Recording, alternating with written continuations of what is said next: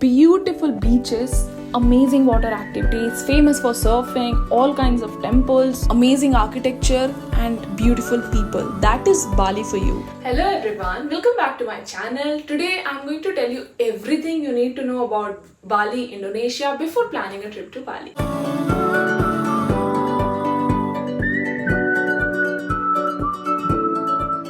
So I'm going to tell you about 5 important things: visa, flights, currency, SIM and itinerary.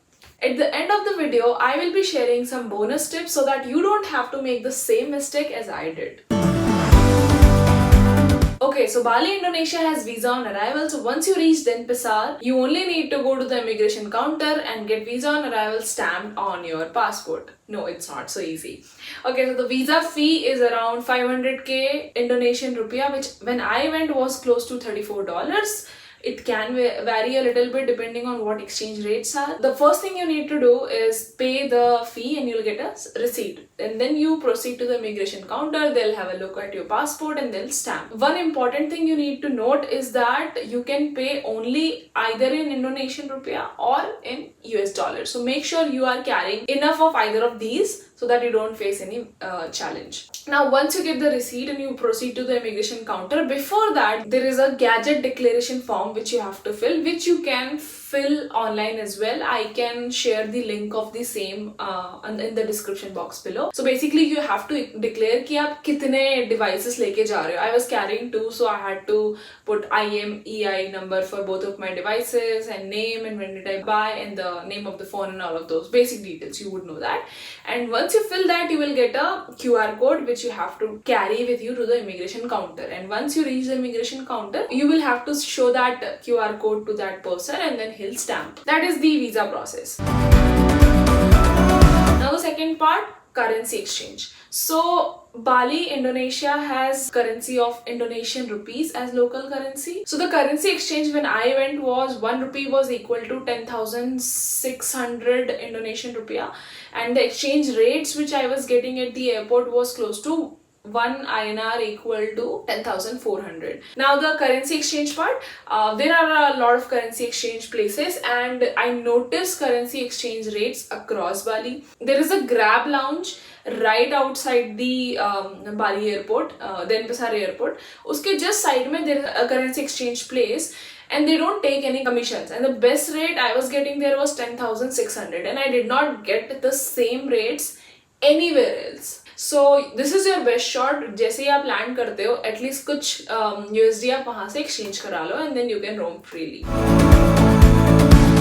I needed internet immediately, so I had to buy a SIM, and at the airport I bought a SIM which cost me around 250k for 18 GB of data for 30 days of validity. So I was traveling for 15 days, so that was good. And because most of the hostels and hotels जहाँ पर भी आप रुकने वाले हो सब जगह Wi-Fi होगा, so no need to worry. But if you can delay that, I mean, if you don't have to buy a SIM on the airport, please don't buy it from here because it's very costly. The same SIM I was getting for around 150k for the same plan from a local shop. So try if you don't have to buy from the Bali airport.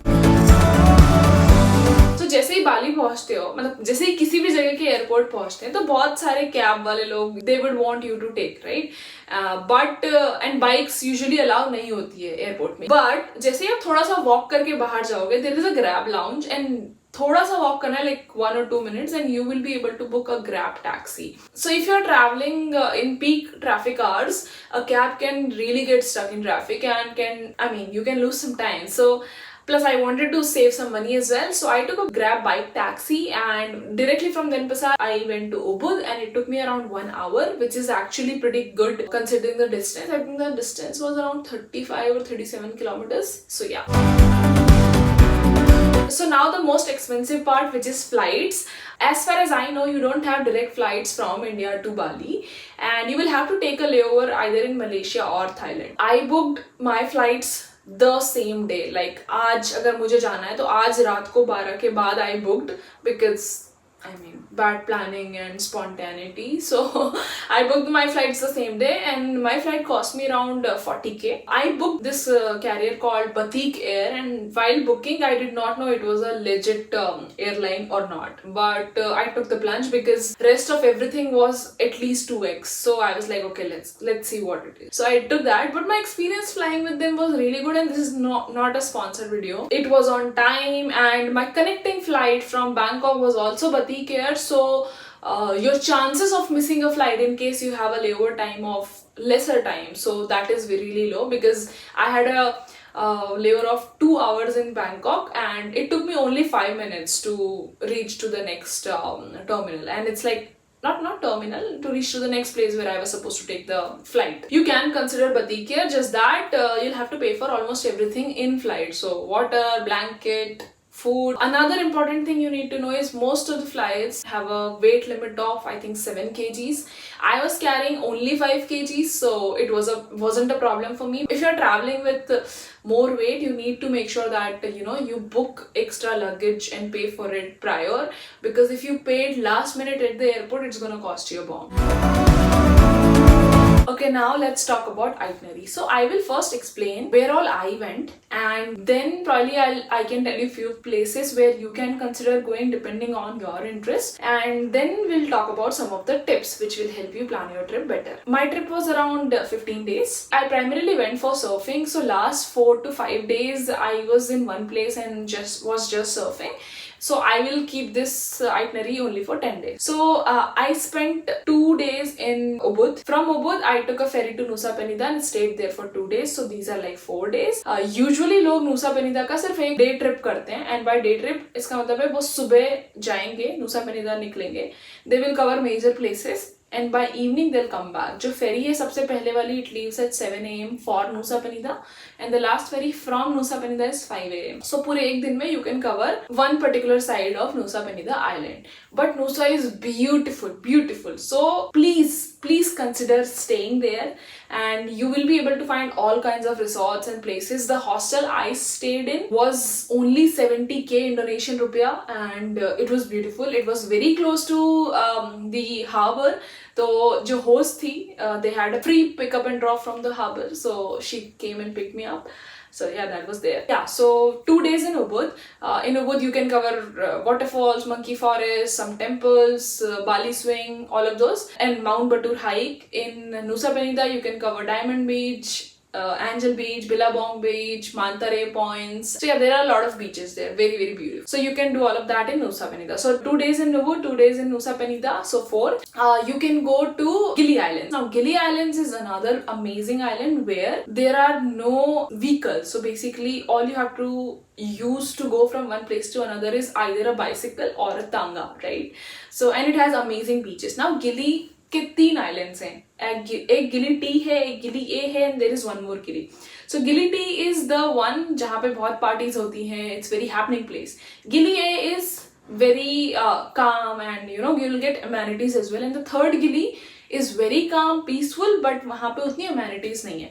If you don't want to see a lot of crowd and you're not a party person, you can probably consider going to Gili A. Ferry आपको Gili T तक ही लेके जाएगी. फिर Gili T से Gili A के लिए आप another ferry ले सकते हो, which will cost around 50k Indonesian rupiah. Gili Island में you can easily spend 2 days. It's a happening place, amazing cafes, amazing shopping place, and beautiful beaches. Now Uluwatu is a place where you have amazing beaches and cafes, and it's also amazing for surfing. So I went there, sat and watched the pro surfers surf there. But what you can do is probably find a really nice cafe, you can even shop, and there is this one temple called Uluwatu Temple, which is amazing for sunsets, and also it's fire cake sunset dance. So I attended that. It was an amazing experience. So you can stay 1 or 2 days depending on your choice in Uluwatu. So 2 days in Ubud, 2 days in Nusa Penida, 2 days in Uluwatu, so 6 days, and 2 days in Gili Island. So this is like 8 days. Now from Gili Islands you can come back to either Canggu, Seminyak or Kuta. All of these are like major cities. जैसे India में बैंगलोर, दिल्ली, मुंबई है, उस तरह की cities हैं, ठीक है. And यहाँ पे बहुत crowd होगा, यहाँ पे चीजें काफी expensive भी होंगी. You can consider staying here for your last day. Don't start your trip from here और बहुत बीटी हो जाएगी कि यार कहाँ आ गए types. तो यहाँ पे रुक जाओ एंड देन इन सारी जगह पे सर्फिंग होती है for beginners, so you can try out your hands eight surfing. Otherwise यहाँ पे बहुत अच्छे बीच क्लब्स हैं जहाँ पे you can go eat, enjoy sunset. These are like very happening places. I did not go to anywhere because I'm not a party person and I was there for surfing, but you can do that, and there are some great shopping places as well, so you can do that as well. So that is your day 9. Day 10 or even day 9 या day 10 में आप एक बढ़िया सी बाली massage करा लो. It's like you'll feel super relaxed after a long trip, and day 10 पे आराम से relax करके नाश्ता वाश्ता करके you can come back to India, right? Now there are some other places as well which you can consider. So there is Tanalot temple, there is Tirth Ganga. There are a few temples. I did not want to cover temples in this trip, so I did not go to any of these, but you can accommodate these as well, and accordingly you can move any of the days from your the days we discussed. But I will suggest you to keep at least 1 night or 2 nights for Nusa Penida because it is beautiful. Rest you can play along with number of days. So yeah, that is what the entire Bali itinerary was. Now let's talk about tips. So I am a vegetarian, and finding vegetarian food wasn't difficult at all in Bali. So Bali has this concept of warungs. Warungs are basically local cafes where you can go and ask them only for rice or only for noodles. So they'll not add chicken, eggs and all of these parts, and you can have a vegetarian meal. And the meal cost start from around 10k Indonesian rupiah. 10k is I think 54 Indian rupees. So it starts from 10k and you can have like 20k 30k में बढ़िया आपका एक खाना हो जाएगा. So 100 to 200 में एक time का खाना हो जाएगा, right? Then there are like amazing vegan cafes, so you can try out food there as well. There are a few Indian restaurants as well across Bali, so finding veg food wasn't a problem. Okay, second tip. Bali has crazy traffic, so if you rent a cab, make sure you either start very early, like really early morning to go to a place, or you take a grab bike taxi because bike से थोड़ा जल्दी पहुंच सकते हैं, right? Because I was traveling solo, तो मैंने हर जगह bike taxi ली, grab की, and I was able to reach on time. But make sure you don't waste your precious trip time in traveling from one place to another. So that is tip number 2. Tip number 3 would be ask around and don't pay the tourist prices. So this will help you save some cost. For example, I did a Mount Batur trek, right? And because I booked it through my hostel person, he asked me for 500k Indonesian rupees. And I thought, okay, probably इतना होता होगा, right? But जब मैं गई and मैंने अपने साथ वाले लोगों से पूछा कि तुम लोगों ने कितना पे किया, all of them paid like 250 or 300k. So उनसे बात करने के बाद मुझे पता चला कि लोगों ने इतना पे किया है. तो डायरेक्टली मत करो, थोड़ा सा पूछ लो, लोकल से पूछ लो, लोगों से पूछ लो, so that you don't pay इतना सारा. तो of course मैंने लड़ाई करके पैसे वापस लिए, so don't worry about that. Then one more example, when I was going from Sanur Harbour to Nusa Penida, तो जो फेरी की कॉस्ट है अगर आप वो ऑनलाइन बुक करोगे तो it does cost a lot, right?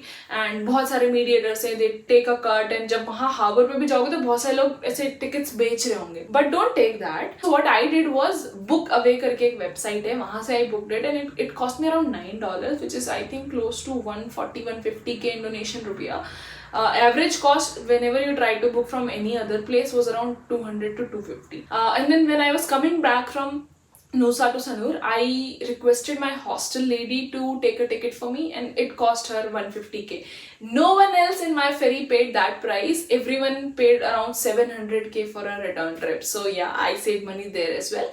So this trip is basically talk around to people and try to find out the local rates. Fourth tip, very very important tip, is while coming back, I had my connecting flight from Denpasar to Kuala Lumpur and then to Chennai and then Chennai से Bangalore. तो 4 flight ली मैंने. And what happened was in Kuala Lumpur, to go from one terminal to the next you need to have a transit visa, and मेरी flights अलग अलग थी. जब मैं बाली से आ रही थी तो I was taking an Air Asia and Kuala Lumpur में मेरा लेओवर था 8 घंटे का.